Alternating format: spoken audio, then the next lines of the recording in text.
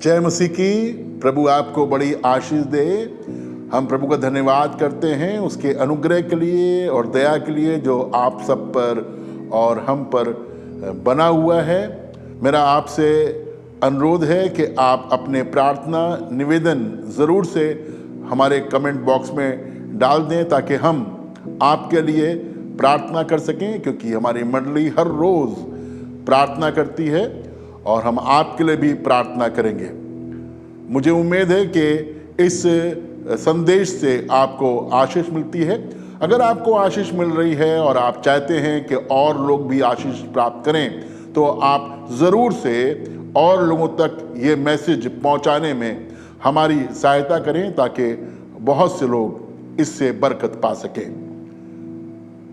मत्ती 5 अध्याय और उसका 7वां पद मैंने पिछले बार आपको इंट्रोड्यूस किया था। आज इसी को और आगे बढ़ाते हैं, जहां इस प्रकार से लिखा हुआ है, धन्य हैं वे जो दयावंत हैं क्योंकि उन पर दया की जाएगी।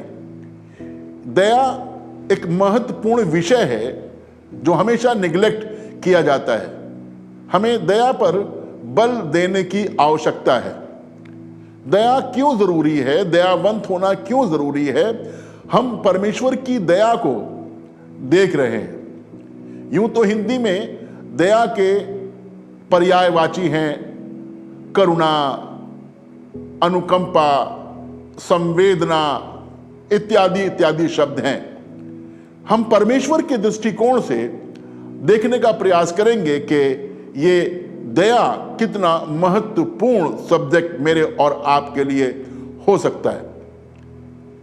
एक आयत पढ़ें और वो मिलेगी आपको मीका की किताब और उसका 6 अध्याय और उसका 8वां पद है। हे मनुष्य, हे मनुष्य, वह तुझे बता चुका है, वो तुझे बता चुका है कि अच्छा क्या है। कि अच्छा क्या है। हमें ये जानने की जरूरत है कि अच्छा क्या है। हे मनुष्य, वो तुझे बता चुका है कि अच्छा क्या है, और यहोवा तुझसे इसे छोड़ और क्या चाहता और है, क्या चाहता है कि तू न्याय से काम करे, कि तू न्याय से काम करे और कृपा से प्रीति रखे, और कृपा से प्रीति रखे, और अपने परमेश्वर के साथ नम्रता से चले।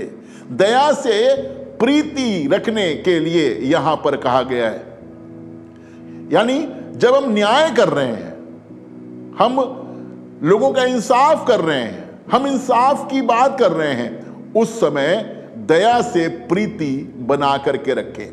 अगर दया से प्रीति नहीं होगी तो हम परमेश्वर की दया को लोगों पर जाहिर कर ही नहीं सकते, क्योंकि यह बहुत इंपॉर्टेंट चीज है। कैसे? याकूब की पत्री उसका 2 अध्याय और 13 पद, क्योंकि जिसने दया नहीं की, लिखा है, क्योंकि जिसने दया नहीं की उसका न्याय बिना दया के होगा। इसका मतलब न्याय चुकाया जाता है, जजमेंट होते हैं, लेकिन उसमें मर्सी नहीं होती, दया नहीं होती। बगैर दया के न्याय हो जाता है। लेकिन यहां पर बताया जा रहा है कि जिसका न्याय बिना दया के किया गया, उसका न्याय बिना दया के होगा। जिसने दया नहीं की उसका न्याय बिना दया के होगा। हाँ, दया न्याय पर जयवंत होती है, क्योंकि दया न्याय पर जयवंत होती है। जो दया है वो न्याय से बड़ी है। देखिए, देश के कानून के बारे में आप जानते हैं, जिस पर प्राण दंड की आज्ञा हो जाती है कि उसको प्राण दंड दिया जाए। हाई कोर्ट से जजमेंट हो जाता है, सुप्रीम कोर्ट से भी उसे बहाल रखा जाता है कि उसे प्राण दंड दिया जाए। लेकिन उस व्यक्ति के पास एक अधिकार होता है, और वो अधिकार ये होता है कि वो न्याय के लिए देश के राष्ट्रपति के पास याचिका दायर कर सकता है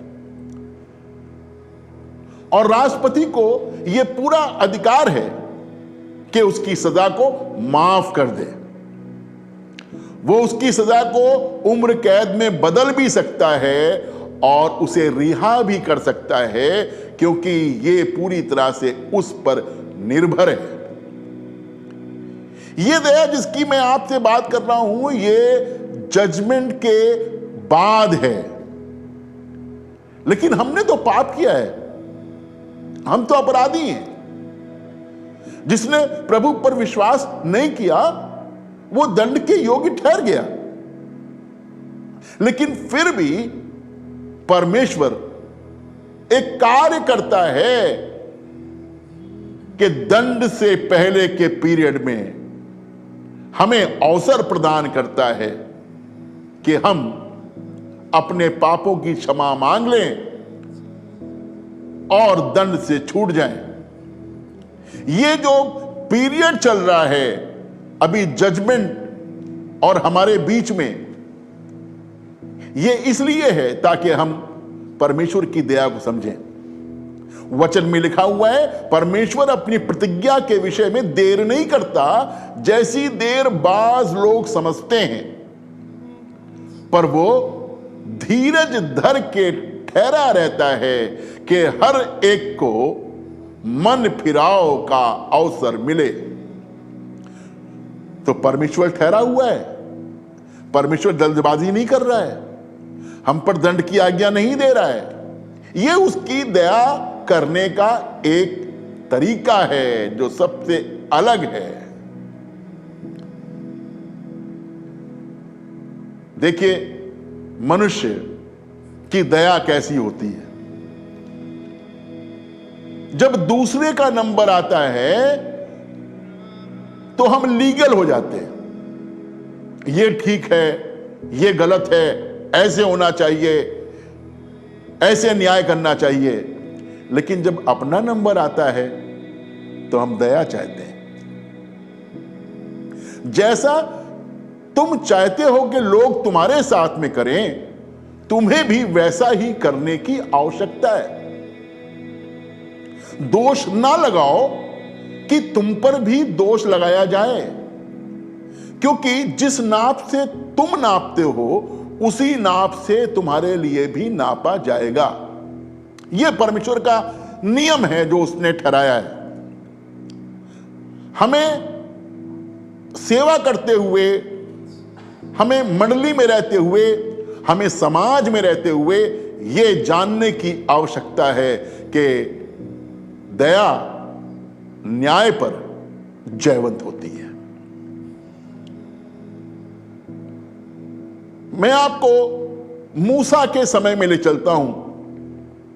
जितनी भी आज्ञाएं परमेश्वर ने व्यवस्था में दी, यीशु मसीह ने बताया है कि मनुष्य के मन की कठोरता के कारण दी गई,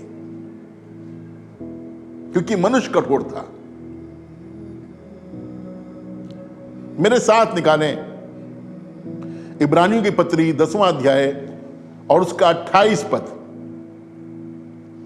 जब मूसा की व्यवस्था को ना मानने वाला, लिखा जब मूसा की व्यवस्था को ना मानने वाला 2 या 3 जनों की गवाही पर, 2 या 3 जनों की गवाही पर बिना दया के मार डाला जाता है। बिना दया के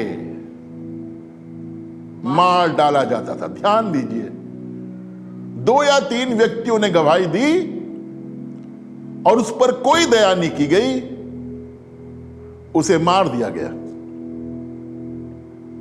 न्याय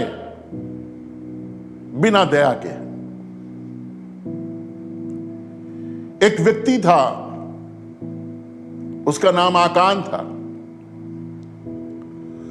आकान के मन में लालच आ गया और उसने परमेश्वर की इच्छा के विरुद्ध कुछ चीजें चुरा ली, छुपा के अपने घर में रख ली। बाबुल की नफीस चादर थी, सोने की ईंट थी, जो उसे बहुमूल्य लगा वो लेकर आया, उसने उसे अपने डेरे के अंदर जाके छिपा दिया और बाहर आकर के ऐसे हो गया जैसे कुछ हुआ ही नहीं है। यरीहो में बड़ी जीत हासिल करने वाले ऐ नगर में हार गए। तब यहोशू को परमेश्वर ने बताया कि इस कैंप में, छावनी में पाप है, किसी ने पाप किया है। कहानी लंबी है, अगर आप यहोशू 7 अध्याय पढ़ेंगे तो आपको मालूम होगा कि यह पाप आकान ने किया था। और मैं केवल उतना हिस्सा पढ़वाना मांगता हूं जो संबंध रखता है, और वो 7वां अध्याय, यहोशू 7वां अध्याय और उसका 25 पद है। तब यहोशू ने उससे कहा, लिखा, तब यहोशू ने आकान से कहा, तूने हमें क्यों कष्ट दिया है? तूने हमें क्यों कष्ट दिया है? आज के दिन यहोवा तुझी को कष्ट देगा। यहोवा तुझी को कष्ट देगा। तब सब इजराइलियों ने उस पर पथराव किया और उनको आग में डालकर जला दिया और उनके ऊपर पत्थर डाल दिए। ये कठोर कानून, और तो और लोग इस कानून का नाजायज फायदा उठाते थे। यदि हम पहला राजा 21 अध्याय में देखें तो एक व्यक्ति का जिक्र मिलता है, उसका नाम है नाबोत इजरायली। नाबोत के पास में एक जमीन थी, उसमें वो बागबानी किया करता था। लेकिन ये बात आहाब को बहुत अखरती थी और वो उसके जमीन के टुकड़े का लालची हो गया और उसे हड़पना मांगता था। खाना पीना छोड़ दिया क्योंकि नाबोत ने अपनी जमीन देने से मना कर दिया। तब आहाब बादशाह की जो रानी थी इजाबेल, उसने चाल चली और कहा उसकी जमीन को हम ले लेंगे। 2 नीच लोगों को मुकर्रर किया गया जो उसके विरुद्ध गवाही दें। नाबोत को ऊंचे स्थान पर बैठाया गया। ये नीच लोगों ने नाबोत के खिलाफ गवाही दी कि इसने राजा के खिलाफ बोला है, परमेश्वर के खिलाफ बोला है। उस पर दोष लगाया गया और उसे भी पत्थर वाह करके मार दिया गया। तब उसकी जमीन ली गई। झूठा आरोप, 2 लोगों ने झूठा आरोप लगा दिया, वो मार दिया गया। नाजायज फायदा लोग उठाते थे। बताना मांगता हूं आपको, एक समय ऐसा आया जब मूसा का कानून, या यूं कहें पुराने नियम का कानून जो लोगों को दिया गया था, लोगों को उसके ऊपर भी दया की आवश्यकता पड़ी। यूहन्ना रचित सुसमाचार उसका 8वां अध्याय और उसके 3 पद से पढ़ेंगे। तब शास्त्री और फरीसी एक स्त्री को लाए। देखा, तब शास्त्री और फरीसी एक स्त्री को लाए जो व्यभिचार में पकड़ी गई थी, और उसको बीच में खड़ा करके यीशु से कहा, हे गुरु, यह स्त्री व्यभिचार करते पकड़ी गई है। व्यवस्था में मूसा ने हमें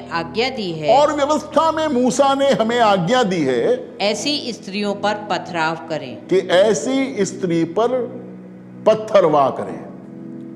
अतः तू इस स्त्री के विषय में क्या कहता है? अर्थात तू इस स्त्री के विषय में क्या कहता है? मूसा ने तो ये कहा है। मुझसे ये ना पूछिएगा कि ये आदमी को कहां छोड़ आए थे, मुझे नहीं मालूम, लेकिन यहां पर स्त्री का जिक्र है तो मैं आपको बता रहा हूं कि स्त्री को इन्होंने बीच में खड़ा किया। चारों तरफ हुजूम है, लोग खड़े हुए हैं और यीशु मसीह से पूछ रहे हैं कि मूसा ने तो हमें यह आज्ञा दी थी, पर तू इसके विषय में क्या कहता है?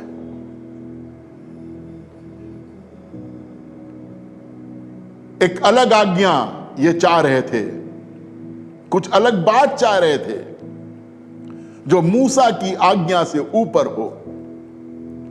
मूसा की आज्ञा के अनुसार ये दंड की अधिकारी है, इसे दंड मिलना चाहिए, लेकिन तू क्या कहता है? लिखा यीशु जमीन पर झुक करके कुछ लिखने लगा, और जब वो उससे पूछते रहे तो उसने कहा, क्या कहा? तुम में जो निष्पाप हो, तुम में जो निष्पाप हो वही पहले उसको पत्थर मारे। वही पहले उसको पत्थर मारे। इसका मतलब तुम भी दंड के अधिकारी हो। मूसा का न्याय तो तुम्हारे लिए भी है, मूसा का दंड तो तुम्हारे लिए भी है। अगर तुम निष्पाप हो तो पत्थर मारो। वचन में लिखा है, उनमें से सब एक एक करके वहां से चले गए और उन पत्थरों का एक ढेर लग गया, लेकिन उन पत्थरों के नीचे ये औरत नहीं थी। जानते हैं क्यों? क्योंकि वो कानून वहीं तक रह गया। अब उससे ऊपर एक दया आने वाली थी जो न्याय पर जयवंत होती है। अब यीशु मसीह में और इस स्त्री में बात हुई, और जब यीशु मसीह में उस नारी में बात हो रही है तो क्या हो रहा है? सुनिएगा आगे। यीशु ने सीधे होकर उससे कहा, हे नारी, वे कहां गए? यीशु ने सीधे होकर के उससे कहा, हे नारी, वे कहां गए? हाँ, क्या किसी ने तुझ पर दंड की आज्ञा ना दी? क्या किसी ने तुझ पर दंड की आज्ञा नहीं दी? उसने कहा, हे प्रभु, हे प्रभु, किसी ने नहीं। किसी ने नहीं। हाँ, यीशु ने कहा, मैं भी तुझ पर दंड की आज्ञा नहीं देता। जा और फिर पाप ना करना। मूसा की आज्ञा आ गई थी, लोग आ गए थे। एक दो गवाह नहीं थे, तीन गवाह नहीं थे, बहुत से लोग थे। मृत्यु निश्चित थी, दंड निश्चित था। लेकिन ऐसे समय पर यीशु मसीह वहां पर मौजूद है, और यीशु मसीह एक नई आज्ञा दे रहा है, जा फिर पाप ना करना। ऐसी दया केवल प्रभु यीशु मसीह में पाई जाती है।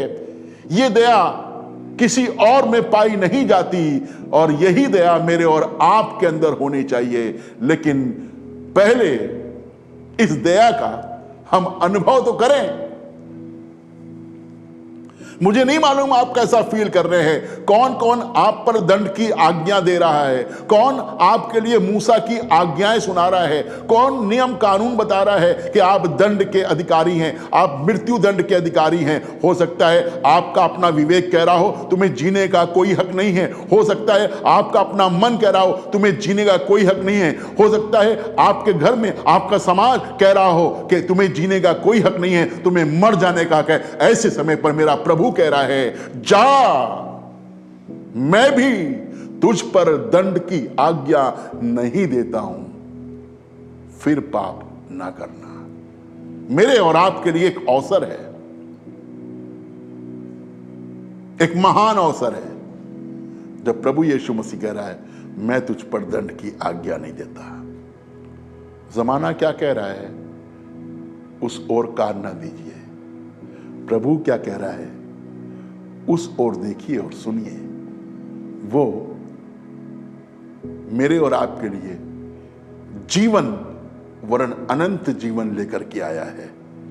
इसलिए मृत्यु का दंड मेरे लिए नहीं है, अनंत जीवन की बातें मेरे लिए हैं।